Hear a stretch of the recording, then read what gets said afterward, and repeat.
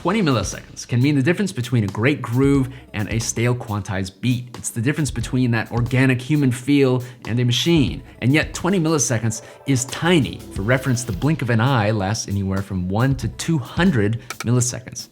20 milliseconds, on the other hand, is almost not even perceptible. It's the space between these two notes.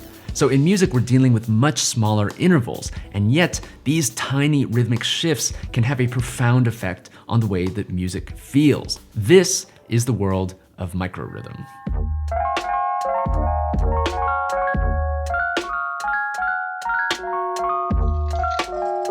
David Bruce made a really great video about MicroRhythm, so if you haven't checked that out, I would highly recommend doing so. There's a lot of great musical examples and it's very well explained. In this video, I want to zoom in specifically on MicroRhythm as it relates to groove and as it relates to perception. There's something happening when a drummer plays a groove. There are these tiny rhythmic shifts, and yet we can't always put our finger on it. We can't always know consciously what's happening, and yet we can almost certainly feel it. And so this begs the question, what are the limits of our own rhythmic perception? What is the smallest rhythmic interval that we're capable of hearing or feeling? That's what I want to explore in this video.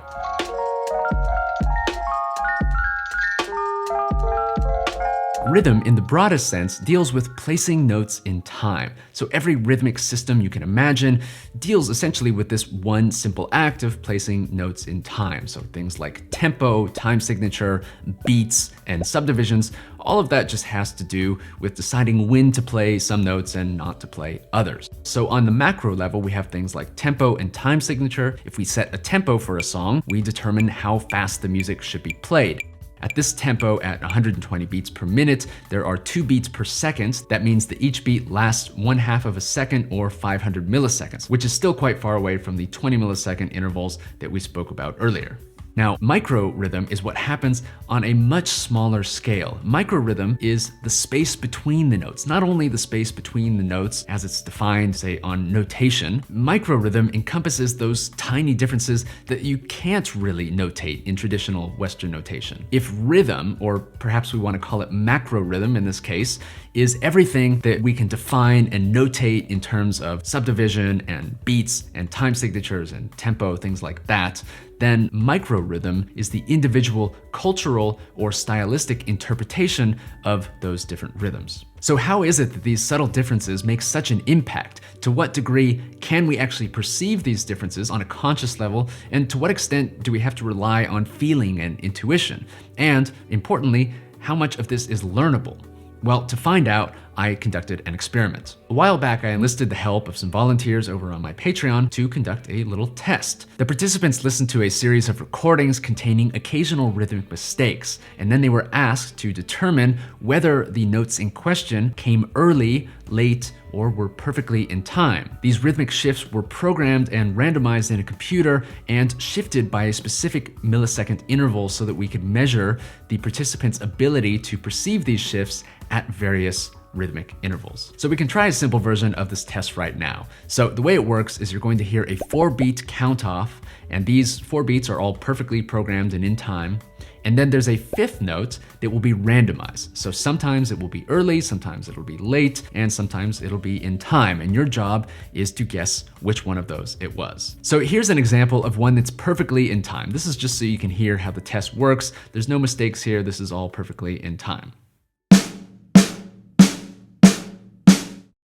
Pretty straightforward. Now here's an example where the 5th note, the last note, has been shifted late by 200 milliseconds. Check it out.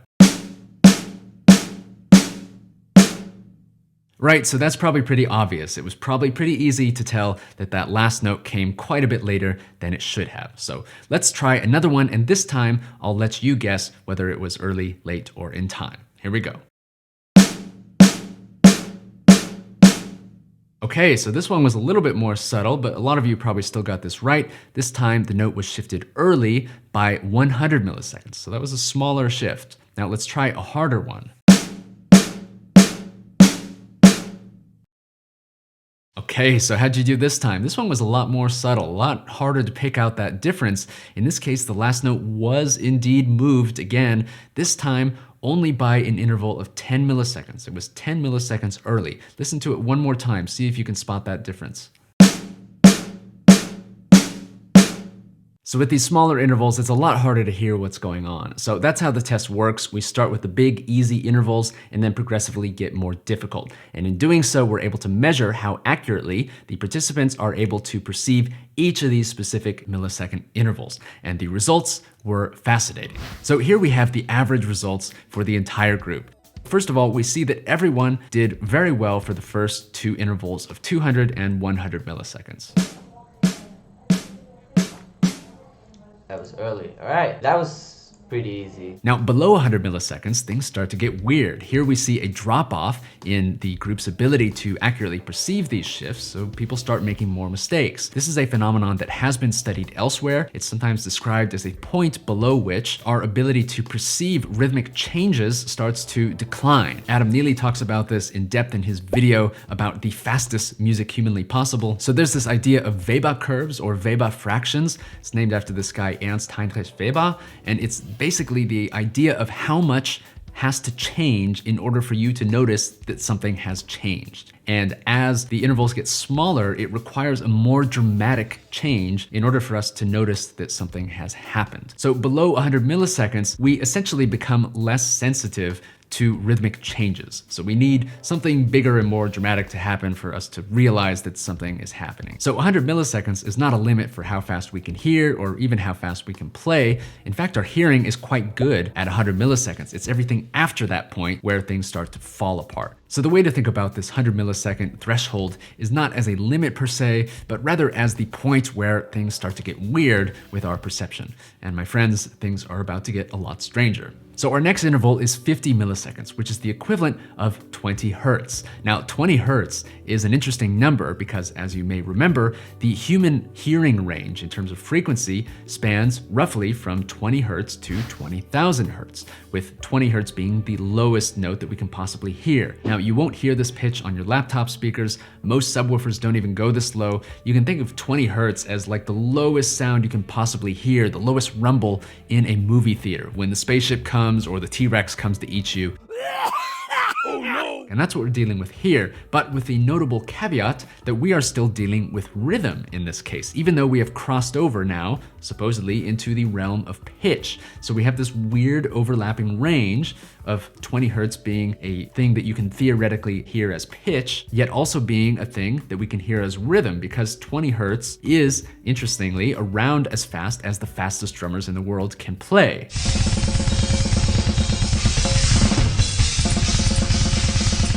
This example of George Calais playing at 280 beats per minute clocks in at an extraordinary 18.666 notes per second. Then if you want to talk about breaking world records with the hands, we're clocking in at over 1,200 strokes per minute or 20 notes per second. 201. 20.1 beats a second. So moving on to our next interval of 30 milliseconds, we can see that the trend continues. The overall ability to correctly perceive these shifts has decreased. Fun fact, 30 milliseconds is roughly the distance between the two notes of the average flam. The distance between notes in flams can vary greatly from the widest flams at around 40 to 50 milliseconds all the way down to a super tight flam of 15 to 20 milliseconds. But 30 milliseconds is a pretty good rule of thumb for the average flam. Okay, moving on, the next interval is 20 milliseconds, and here the trend continues. We see another decrease in the ability for people to perceive these shifts. Now for the last two sections of 10 milliseconds and 5 milliseconds, the ability of the group to perceive these shifts drops off dramatically. Wow, I can't tell. No, I just can't tell. And here we're only getting the right answer roughly 1/3 of the time, so no better than chance. If we had just guessed randomly, we would expect to get the right answer 1/3 of the time. Now this is all fascinating. You would expect to see some kind of curve like this, but what's interesting is when we split up this group according to experience level and some other factors, the charts tell a different story. And there was one group in particular that consistently outperformed all the rest. And these were drummers who were professional musicians with 15 plus years of experience. And these three characteristics were associated with a tremendous increase in this group's ability to perceive these tiny differences. Now, before we go further, it's important to note that we need to be really careful about what conclusions we may or may not draw from this very limited experiment. It was not a super rigorous, scientifically controlled experiment. I did my best, but we're drawing from a very limited data pool, and there's a lot of questions that we cannot answer from this data alone. So we should be careful not to get too carried away here, but the results are fascinating nonetheless. So let's take a look with that in mind. So here in blue, we see the professional musicians who in this case were all drummers, myself included, and did all have 15 plus years of experience. And then in green here, we see everybody else, which is a mix of drummers and other instrumentalists and people with less musical experience. And what we see is that, first of all, these easy intervals were easy for everybody. And also, the hardest intervals were also hard for everybody. Even the professionals had a really hard time with the last two intervals. However, in this middle range, we have a huge difference between the two groups. So the professional musicians were able to get near perfect scores all the way up through 30 milliseconds. And it's only after that that the curve starts to drop off. And for the last three intervals, the performance of the professionals and the rest of the group were very similar, which suggests we may be approaching some sort of human limit around this area. But it also suggests that there might be, maybe, an area in the middle that we can train. Now, we can't say for sure that that's what happened. It's also possible that this group of people already had that ability, and that's why they became professional musicians. It's also plausible. Now, I don't think that's what's going on here, because based on my own personal experience, I can hear things now that I couldn't hear when I started playing drums at 10 years old. Second, we don't see any instances in this experiment of people with very little experience that also performed extremely well. Certainly there are people born with better listening abilities, I'm sure that's gotta play a role, but I would put my money on experience being the larger thing. What we can say, I think, with 100% certainty is that some people perceive rhythm differently. There are some people that have a much better time perceiving these tiny rhythmic differences, and this ability appears to be heavily correlated with many years of experience. So what is the application of this knowledge? What do we do with this information? And why does it matter? So to answer that, I want to look at a groove from one of the all-time masters, Steve Jordan. This is a beat I played on the track for Sheryl Crow.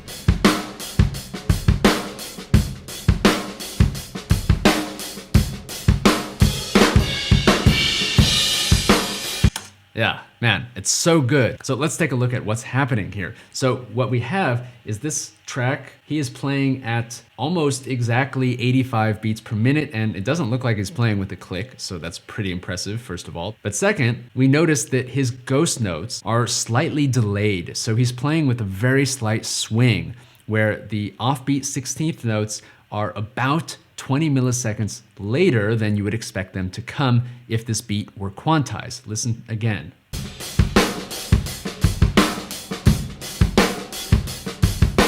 If you compared this to the machine quantized version, it would sound a lot different. So here on the second track, I have quantized Steve Jordan's beats. I'm so sorry, Mr. Jordan. This is all in the name of education. So here's the quantized version of the beat, and listen to how flat and lifeless this sounds.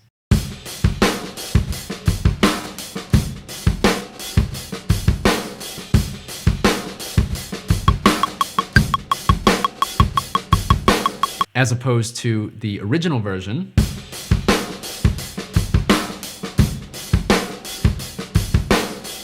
it's very subtle. It's a very subtle difference, and it's not something you can necessarily consciously put your finger on, but you can feel it. There's like more air or space or something in this organic version that makes it feel so much better.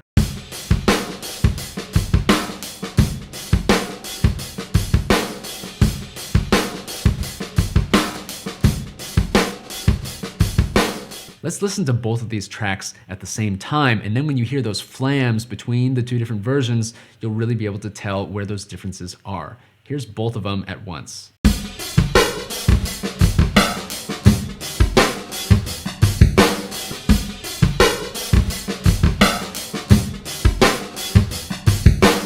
Yeah, so you can hear a lot of flams, particularly in the kick drum, sometimes in the hi-hat and elsewhere, and these are not mistakes. I mean, Steve Jordan is playing extremely consistently. Those notes are coming very consistently, a little bit late every time. So it's very intentional. It's part of the feeling. Now, I don't think he's sitting down consciously and thinking, okay, now I'm going to play 20 milliseconds later because that will be groovy, like a robot. Like, there's no way that he's doing that. But there is some level of unconscious processing, and of course, all the years of experience and being immersed in all the music that he's played over the years. It's a feel thing. Sometimes you just gotta feel it, man, you know?